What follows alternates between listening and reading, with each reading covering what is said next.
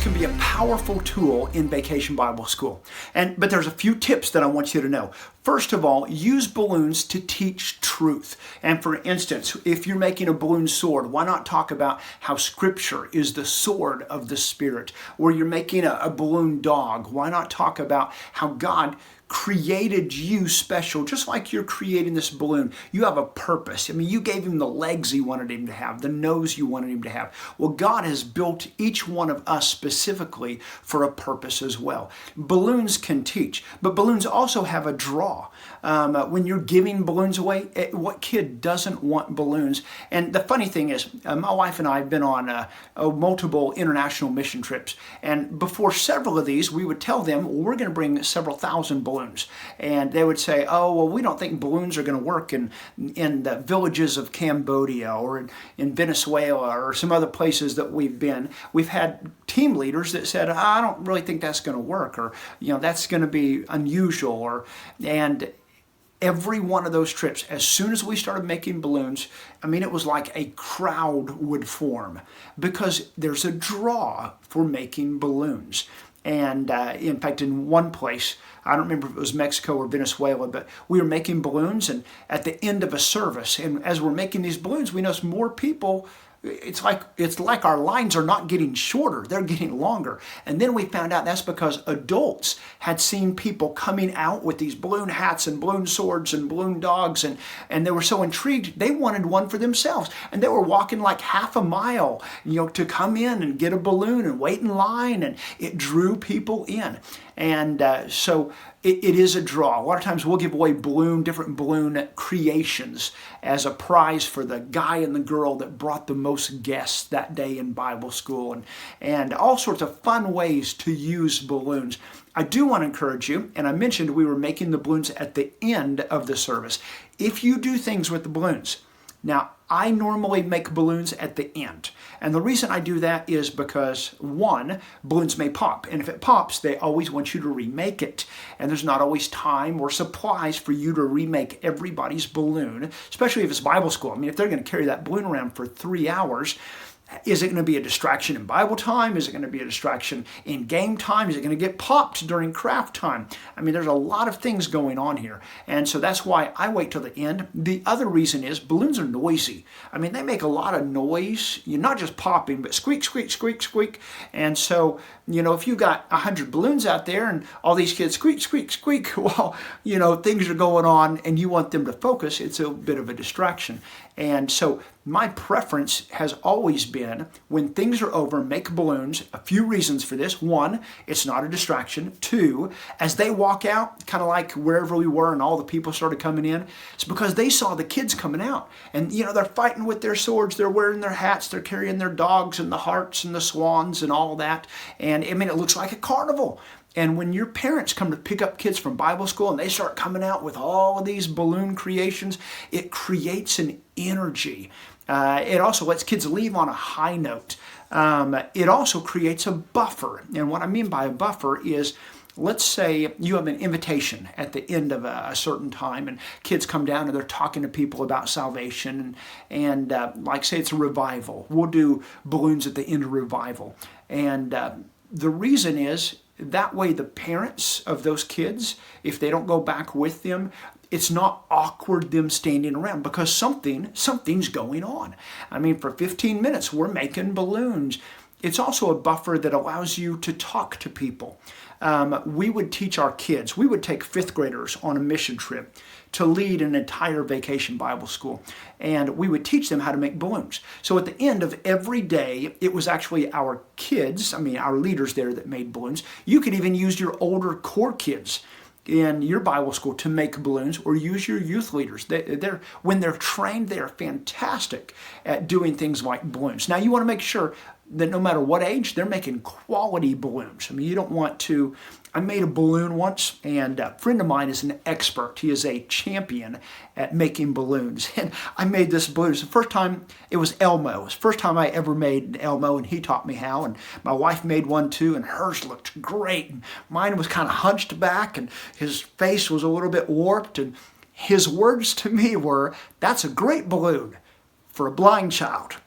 So what I'm saying is, you don't want to be making you want all of your balloons to be on the same standard, and you want it to be done with excellence. So when you train people to make balloons, train them to do it with excellence. Not to do a halfway job, not to do a sloppy job, not to do a job and go, well, somebody would love that. Maybe a blind child. But the point is, you want your kids to walk out happy with the things that they have.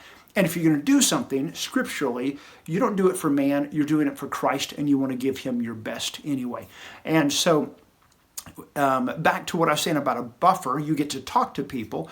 We had taught our kids on these 5th grade mission trips to use balloons, and while they're making balloons at the end, to look for those opportunities to share your testimony. And so on 2 different mission trips, I had a student, and after everything was over, he was making a balloon. In one case, in Missouri, he was making a balloon sword.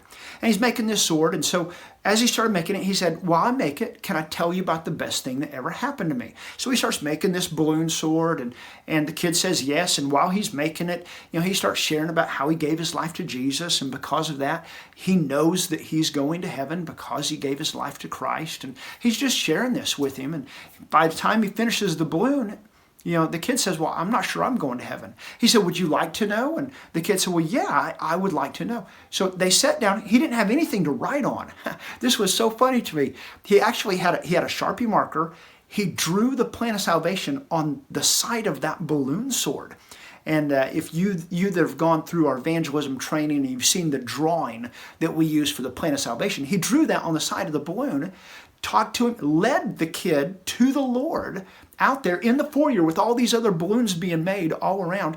And then we taught our kids, anytime somebody makes a decision or they talk to them about salvation, immediately they were to bring them to one of our leaders. So he brings him up to me and he says, we were out there, I was making this balloon sword for him. I shared my testimony and he wanted to know more. And so I showed him the plan of salvation. He turned his balloon and there it was on the side of the balloon. And he said, we talked and he wanted to give his life to Christ. And so I turned to the kid and I said, tell me what you did. And he's like, well, we were talking and I wanted Jesus to come into my life and I prayed and it was fantastic. But it all happened, and that balloon was kind of a buffer for it. It was the connection point. When I go door to door, now I love going door to door, and I've got to add this in. There are so many people today that think that going door to door, doing that kind of evangelism, doesn't work anymore. And I'm just here to tell you, people still get saved on their front porch. People still get saved at their doorstep, in their living room. We have, in our minds, confined the gospel way too much to the walls of the church. And I've heard pastors and many others saying, well, that kind of evangelism and strategy and door-to-door doesn't work anymore. And I'm just here to tell you, from experience, I do it all the time, it does work. Now, when I go door-to-door, I carry balloons with me. And the reason I carry balloons, I carry a few things. I carry balloons in one pocket. I carry a couple of illusions in another. Of course, I've got my Bible with me, and I've got tracts. That's what I carry. And I simply go door to door, and just for you to know, knock on the door, and I ask how I can pray for people. And during these conversations, I'm looking for the opportunity to share my testimony, just like the kid did when he made the balloon animal, looking for that opportunity, that open door. And then God guides the situation. We make this way harder than it needs to be. But that's a whole other story.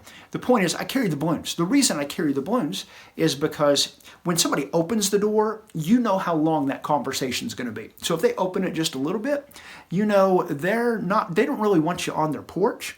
And when you say, can I pray for you for anything? If they're not in the middle of a crisis, they're going to say, no, thank you, and that door's going to shut very quickly. And so what I've learned to do is, if it opens just a little bit, I'll say, my name's Colby, I'm from such and such church, and just wanted to see if there's anything I can be praying for you. No, everything's good. Now, on the way up to the house, I'm watching. I'm looking for signs and evidences of who lives there. I mean, what people have in their front yard, what you can see kind of over their back fence and on their porch, tells you a lot about them. But I'm looking for evidence of kids. Now, if I've seen like kid shoes next to the door, or a bicycle over here, or a basketball goal and it's lowered, or a swing set in the backyard, things like that tell me there may be a kid that lives here. What I'll do is when that door opens partway, now I'm still going to say, you just drop by to see if I can be praying for you. No, I'm fine. Oh, before I go, can I make a balloon animal? I noticed you had kids.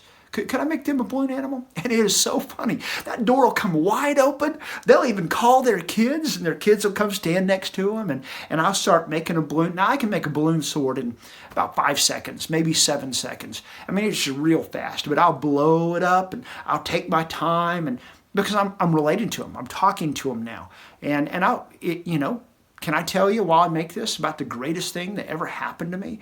And so many times I've gotten to share my testimony because the balloons open the door for me. It is a powerful tool to connect, to teach truth, as a draw, as an excitement thing going home. It's a great tool. I want to encourage you.